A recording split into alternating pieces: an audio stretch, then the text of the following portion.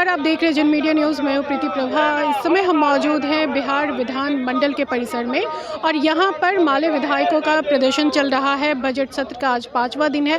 Budget में एक तरफ सरकार दिखाने की कोशिश कर रही है, सत्ता पक्ष दिखाने की कोशिश कर रहे हैं कि ये बजट खास करके चुनावी साल को लेकर कि ये बजट काफ़ी अहम है, लोगों के लिए काफ़ी कल्याणकारी है और इसमें सभी तबकों का ख्याल रखा गया है।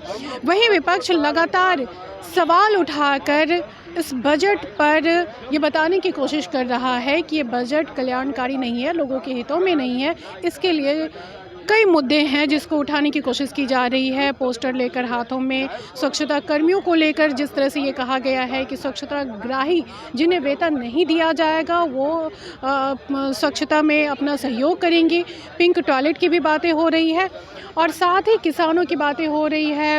विधानसभा झारखंड के तर्ज पर यहाँ भी 2500 रुपये लागू करने की मांग। इन तमाम मांगों के साथ माले विधायक प्रदर्शन कर रहे हैं। तो आइए उनसे बातचीत करते हैं और जानने की कोशिश करते हैं कि और किन मुद्दों के साथ वो प्रदर्शन कर रहे हैं। 3.17 हजार करोड़ रुपया का बजट पेश हुआ है, लेकिन आप उस बजट में देखेंगे तो महिला नहीं है, गरीब नहीं है, जो आशा कर्मी नहीं है, रसोईया नहीं है।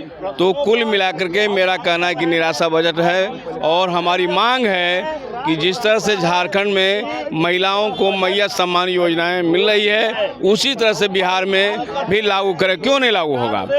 झारखंड जो छोटा प्रदेश है लागू कर सकता है और बिहार में लंबे समय से बेकारी और बेरोजगारी है, यहाँ क्यों नहीं? 1650 रुपया हमारी रसोईया बहनों को मिलता है।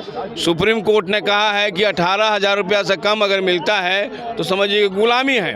तो ये नीतीश सरकार, डबल इंजन की सरकार हमारी महिलाओं से गुलामी करवा रही है। लेकिन ये मांग तो लगातार आप लोग सदन में उठा रहे हैं, तो क्या वजह है कि सरकार इस मांग को मानने के लिए तैयार नहीं है? कई बजट से ही देखा जा सकता है कारपोरेट जगत का है। डबल इंजन की सरकार सामंत प्रस्त है, सांप्रदायिकता से ओतप्रोत है। यह सरकार गरीब विरोधी है और महिलाएं जो काम कर रही है रसोईया कम, वो सब गरीब महिलाएं हैं। जो बुनियादी वर्ग की महिलाएं हैं 1650 रुपये में खटती हैं, तो इसलिए लागू नहीं कर रही है, बल्कि ये अपमान भी कर रही है। ये सरकार कर्जखोर है, मजदूरी हड़पने वाली सरकार है। मजदूरों को वेतन नहीं देती है, मजदूरों को वेजेज नहीं बढ़ाती है। तो मेरा कहना है कि ये सरकार डबल इंजन की सरकार एक तो है मजदूर खोर है, मजदूरी चुराने वाली सरकार है और पेंशन चुराने वाली सरकार, पेंशन भी नहीं बढ़ा पा रही है।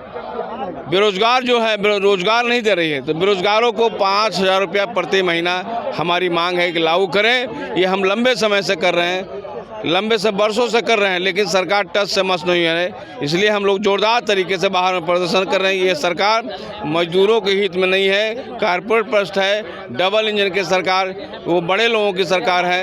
ये लोगों का भ्रम भी दूर करना चाहते हैं।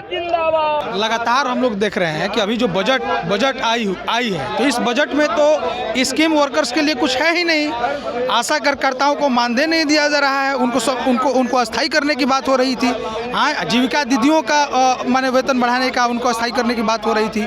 अभी आप देख रहे हैं नौजवानों के लिए इस बजट में कुछ भी नहीं है। हम लोगों ने कहा कि युवा आयोग का गठन किया जाए और जो बेरोजगार नौजवान हैं उनको बेरोजगारी भत्ता दिया जाए, 10,000 कम से कम बेरोजगारी भत्ता दिया जाए। जितने भी पद खाली पड़े हुए हैं उन पदों पर बहाली सरकार लावे।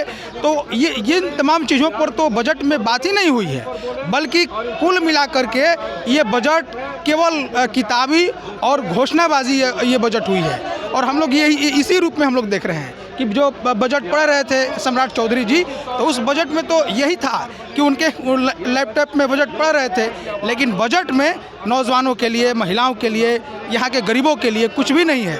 अब इंदिरा जो प्रधानमंत्री आवास योजना मिलना था उसके लिए भी कितने लोगों को आवास मिलेगा? जो 95 लाख परिवार हैं जिनको 2 लाख रुपया देने की सरकार ने घोषणा किया था, यही नीतीश कुमार जी ने घोषणा किया था, लेकिन उन परिवारों को 2 लाख रुपया कैसे मिलेगा, इस पर तो कोई घोषणा ही नहीं है। इसलिए इस बजट के खिलाफ में हम लोग ने ये मांग किया है कि जितने भी स्कीम वर्कर्स हैं, जो भी मानदेय ठेका पर काम करने वाले नौजवान हैं, उन तमाम नौजवानों के मानदेय को बढ़ाया जाए, उनको अस्थायी किया जाए और इसका प्रावधान इस बजट में किया जाए। तो अभी आपने देखा कि माले विधायकों का कहना है कि सरकार का ये बजट बिल्कुल ही छलावा है, क्योंकि लगातार आंगनबाड़ी रसोइया और आशा कार्यकर्ताओं को लेकर सदन में आवाज़ उठा रहे हैं, लेकिन सरकार अभी तक उनकी मांगों पर अमल नहीं कर रही है और ख़ासकर बजट में उनके लिए कुछ भी नहीं है। इस तरह के आरोप लगाते हुए प्रदर्शन कर रहे हैं। सदन में आज बजट सत्र का आज 5वां दिन है, तो अब देखना ये है कि ये मुद्दा कितना ज़ोर शोर से सदन के भीतर उठता है।